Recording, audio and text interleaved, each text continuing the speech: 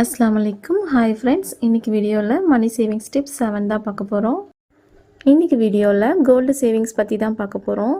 தங்கம் வாங்குறது பாத்தீங்கன்னா ரொம்பவே கஷ்டமாயிருச்சு.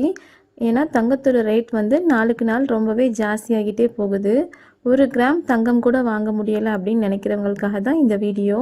இப்போ நாம 3 மாசம் சேவிங்ஸ் பண்ணி எப்படி 1 கிராம் தங்கம் எடுக்கலாம் அப்படிங்கறத தான் இந்த வீடியோல பார்க்க போறோம். நெக்ஸ்ட் பாத்தீங்கன்னா கோல்டு காயின் வாங்குவது எப்படி? இப்போ நம்ம 1 கிராமா சேமிக்கிறதுனால கோல்டு காயினா வாங்குறது தான் நமக்கு பெட்டர். ஏனா 1 கிராம்ல வந்து பெரிய பொருளா எதுவும் நம்ம தங்கம் வாங்க முடியாது.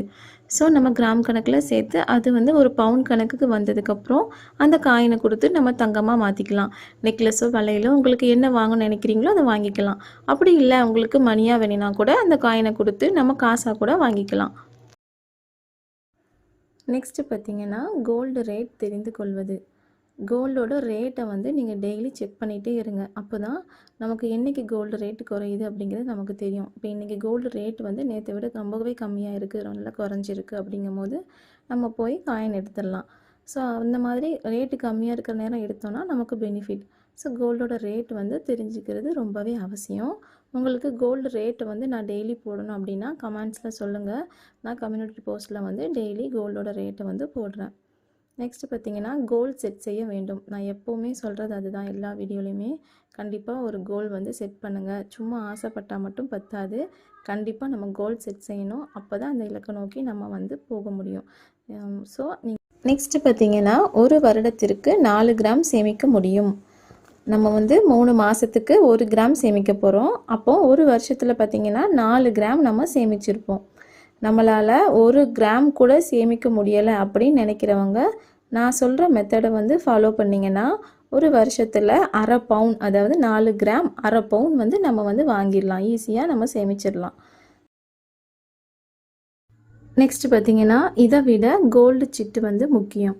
நீங்கள் சேவிங்ஸ் பண்ணி காயின் வாங்குறீங்க, அது வாங்கினாலும் நீங்கள் வந்து கோல்டு சிட்டு போடுறது ரொம்பவே அவசியம். ஏன்னா கோல்டு சிட்டு பார்த்திங்கன்னா நமக்கு வந்து சேதாரம் கூலி இல்லாமல் உங்களுக்கு தருவாங்க. அது மட்டும் இல்லாமல் சில ஜுவல்லர்ஸில் வந்து அன்னைக்கு உள்ள தங்கம் வரவாகவே வச்சுடுவாங்க. இப்போ இன்றைக்கி நீங்கள் வந்து 5000 ரூபாய்க்கு வந்து சீட்டு கட்டுறீங்க அப்படின்னா இன்றைக்கி கோல்டு வந்து 5000 ரூபாய்க்கு எவ்வளோ தங்கம் வாங்கலாமோ அந்த வரவு வச்சே உங்களுக்கு வந்து நீங்கள் வந்து கட்டிக்கலாம். ஸோ அந்த மாதிரியும் ஜுவல்லர்ஸில் இருக்குது. ஸோ நமக்கு வந்து இது இன்னுமே பெனிஃபிட் தான். ஸோ கோல்டு சிட்டு வந்து அவசியமாக போடுங்க.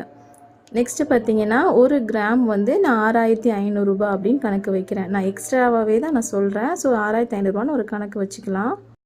இப்போ 1 கிராம் தங்கம் வாங்க 6500 ரூபாய் தேவைப்படுது. அதாவது 3 மாதத்துக்கு நம்ம 6500 ரூபாய் சேவிங்ஸ் பண்ணணும். இந்த சேவிங்ஸ் வந்து 2 மெத்தடில் நான் சொல்கிறேன். இந்த 2 மெத்தடில் உங்களுக்கு எந்த மெத்தட் ஈஸியாக இருக்கோ அந்த மெத்தடை வந்து நீங்கள் ஃபாலோ பண்ணுங்கள். இப்போ 6500 ரூபாங்கிறது நான் எக்ஸ்ட்ரா தான் சொல்லியிருக்கேன். ஏன்னா தங்கத்தோட ரேட் வந்து ஏறிட்டே போகுது. ப்ளஸ் இதில் வந்து கோல்டு காயின் வாங்கினாலும் இதில் வந்து மேக்கிங் சார்ஜ் 50 ருபீஸ் போடுவாங்க, ப்ளஸ் ஜிஎஸ்டி போடுவாங்க. ஸோ எக்ஸ்ட்ரா இருந்தாலும் நல்லதுங்கிறனால ஒரு 6500 ரூபாய். இப்போது ஃபஸ்ட்டு மெத்தட் பார்த்திங்கன்னா டெய்லி சேவிங்ஸ். இப்போது 6500 ரூபாய் 90 நாளைக்கு நம்ம சேவிங்ஸ் பண்ணணும். அப்படின்னா டெய்லி நம்ம எவ்வளோ ரூபாய் எடுத்து வைக்கணும்னா 73 ரூபாய் 73 ருபீஸ் வந்து நம்ம எடுத்து வைக்கணும்.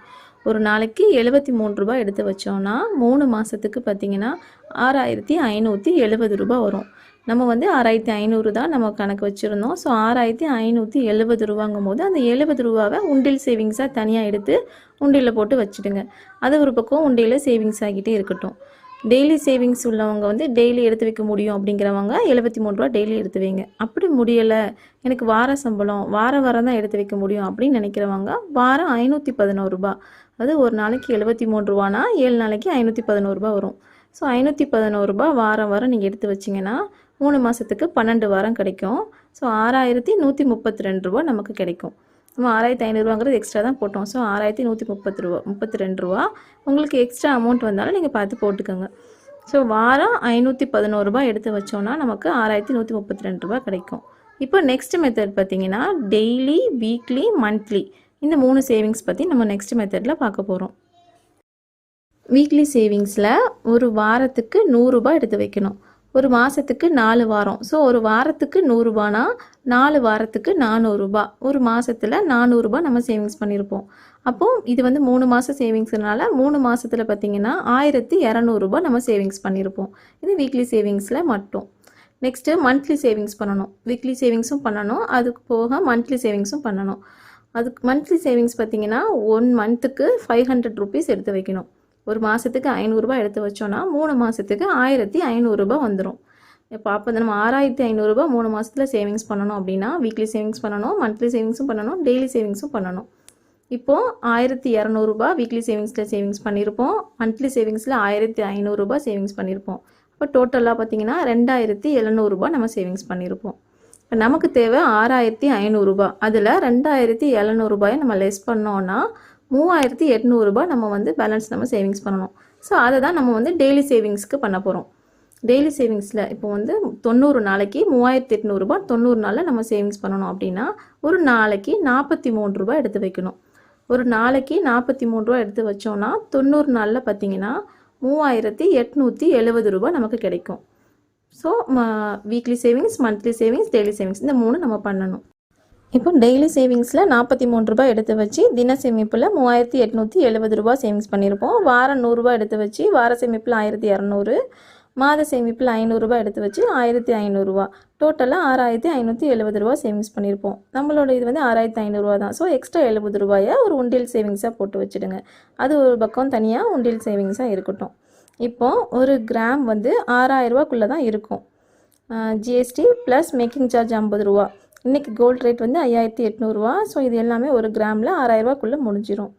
ஸோ நமக்கு வந்து 6500 ரூபாவில் இப்போ 500 ரூபா பேலன்ஸ் இருக்கும்.